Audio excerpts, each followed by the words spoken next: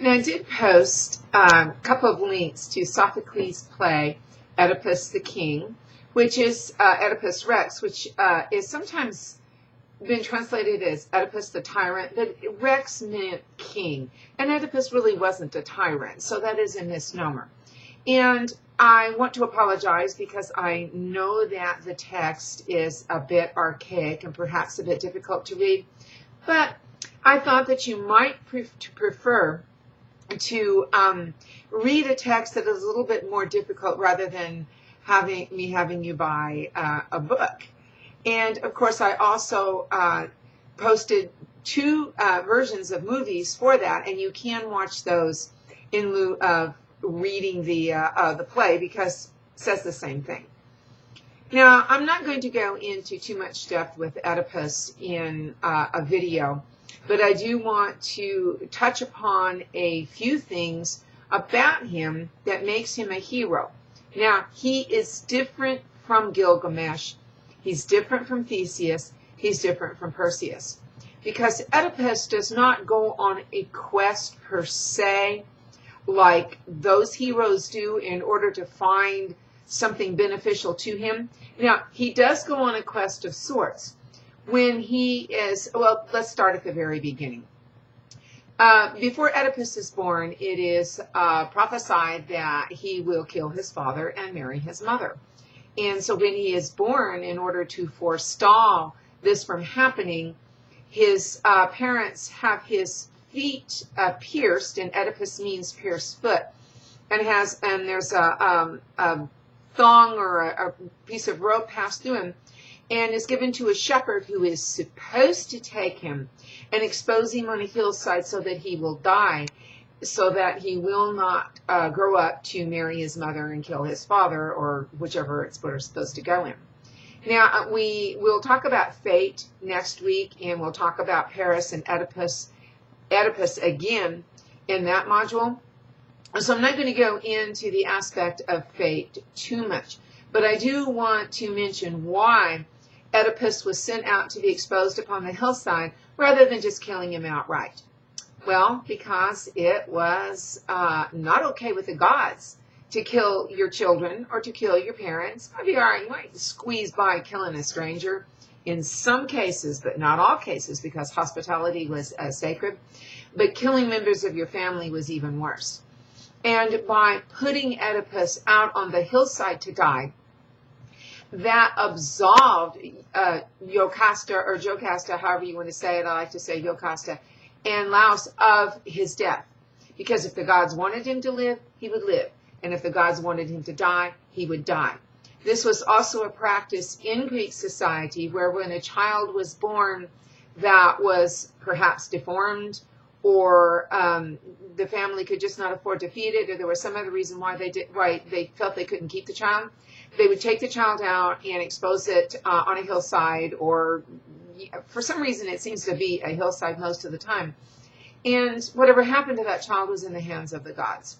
At any rate, Oedipus did not die, and he wound up being raised by the king and queen of Corinth. And when he is grown, he goes to see a fortune teller, and the fortune teller tells him the same thing that Tiresias told Oedipus's parents, that Oedipus was fated to kill his mother, kill his father, and marry his mother. And Oedipus, not knowing that he was the adopted child of the royalty of Corinth, left.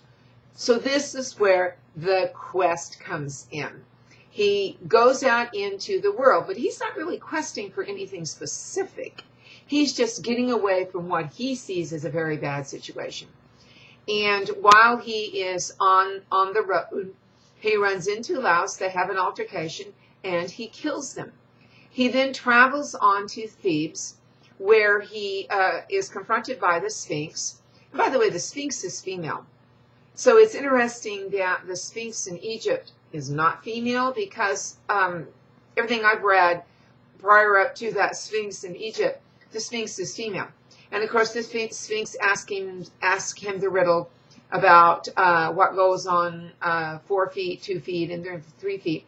And Oedipus answers, and therefore is rewarded the kingship of Thebes because the Sphinx subsequently dies.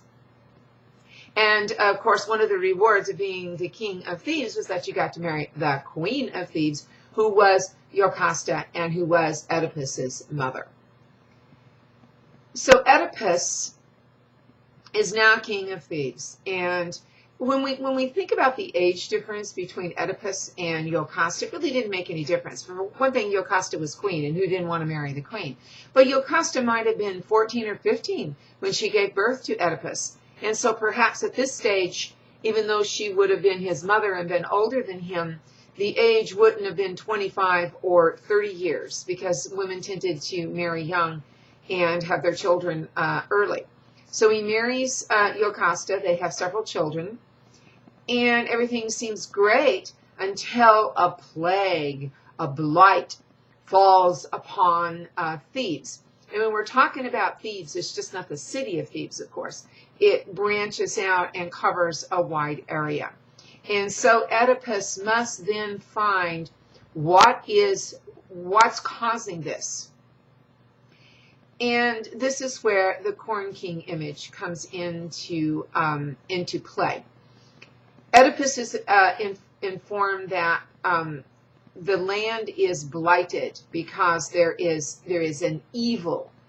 I don't want to use the word sin, but there is an evil issue aspect in the land. And so therefore Oedipus becomes determined to find out what it is and get rid of it so that the land will be fertile again and the people won't be hungry and sick and so on and so on.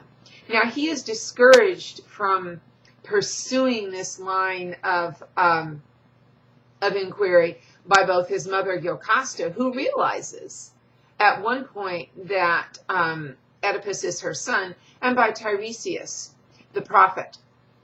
And Oedipus refuses to heed what they tell him and continues on in his pursuit of knowledge, and subsequently finds out that he has married his mother, and not only married his mother, but fathered children by her. And in propitiation of this act, after he finds that Jocasta has hung herself, he takes her brooches and puts out his eyes. He does not kill himself, but he has sacrificed himself, and then he sets off wandering the countryside. And again, this is where the image of the Corn King comes in. Oedipus is a Corn King because he, the king, his well-being is intimately intertwined with the well-being of the land. It cannot be separated. And when if and when he has committed a great evil, the land will suffer because of that. If Oedipus were happy and hadn't done something really negative, then the land would have prospered. But because this horrible act has been going on for many, many, many, many years now, the land just gets worse and worse and worse. And it cannot be restored to its fertility until a propitiation, a sacrifice has been made. And so Oedipus makes that sacrifice by blinding himself and goes wandering again through the countryside, through the world, as would have been known at that time. So how does Oedipus relate to Arthur? I've done a PowerPoint on that, but I'm also going to talk about it in the next video.